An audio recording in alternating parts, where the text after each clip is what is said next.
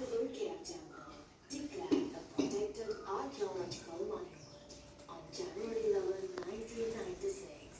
Carries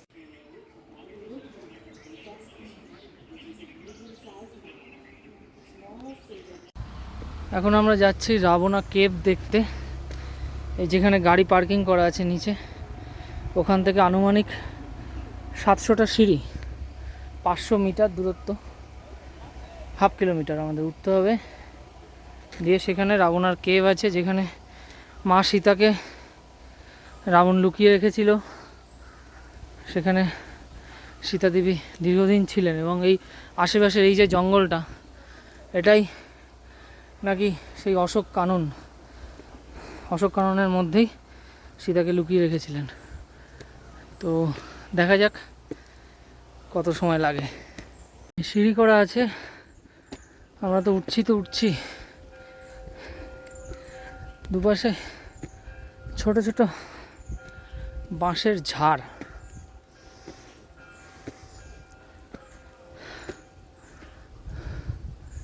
আর একটু উঠতে হবে, মনে হচ্ছে এই পাহাড়টায়। দেখা যাক।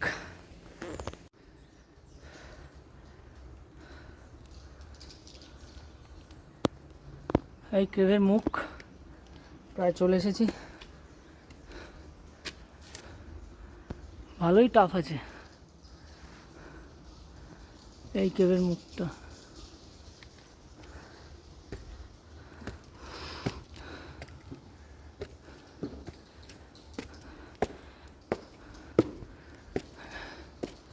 এই হচ্ছে রাবণা কেভ।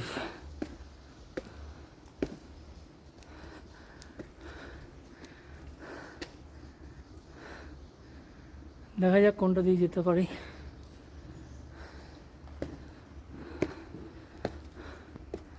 এটা দিয়ে যেতে হবে।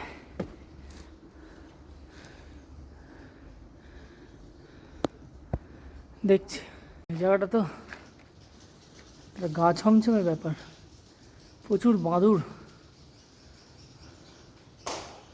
এই শব্দ করো না।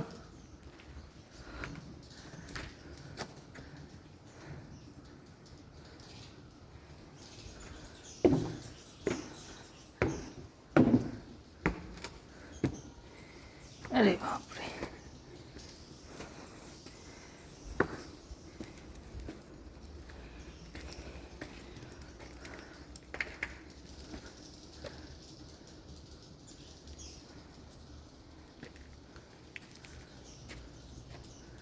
থাক, আসতে হবে না।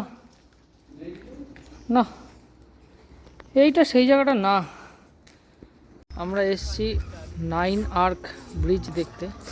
এটা অ্যাকচুয়ালি যে ট্রেনটা ধরে আমরা এলাম নুরওয়ারা এলিয়া থেকে এল্লা থেকে আরও রেল লাইনটা এগিয়ে যায় এবং তারপরে এল্লা পেরোলে এই অংশটা দেখা যায়।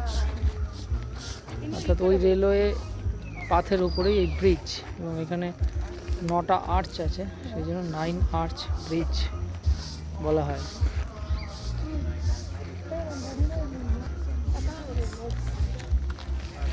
So here you are.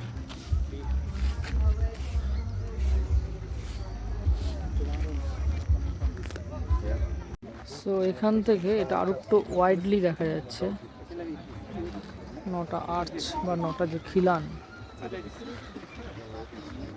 এই দিক দিয়ে। আমরা ওই দিক থেকে প্রথমে তুলেছিলাম, এখন এই দিকে আসলাম। এই দিক থেকে আর একটু বেটার আসছে, পুরো জঙ্গল।